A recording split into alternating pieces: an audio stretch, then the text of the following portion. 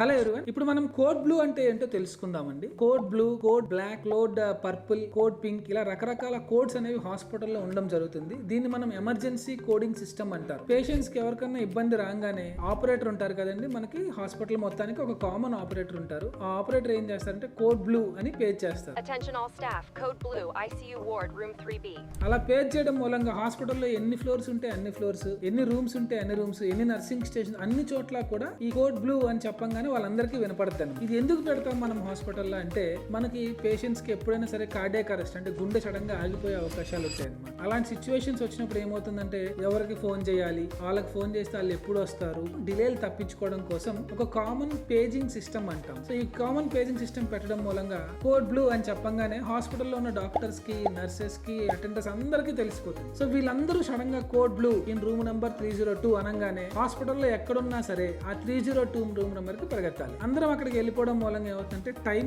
చాలా తగ్గించిన వాళ్ళం అవుతాము. ఇమీడియట్ గా వాళ్ళందరూ ఎక్విప్మెంట్ తీసుకుని వచ్చేస్తారు కాబట్టి లైఫ్ ని సేవ్ చేయగలిగిన వాళ్ళు అవుతారు. ఇది రకరకాల కోడ్స్. కోడ్ బ్లూ అంటే మెడికల్ ఎమర్జెన్సీ, కోడ్ రెడ్ అంటే హాస్పిటల్ ఎక్కడో ఫైర్ అయిందని, ఇలా రకరకాల కోడ్స్ ఉంటాయండి. వీళ్ళని మనం ర్యాపిడ్ రెస్పాన్స్ టీమ్స్ అంటారు, లేదా కోడ్ బ్లూ టీమ్స్ అంటారు. To like, comment, share and subscribe for regular health updates. NASA Hospitals.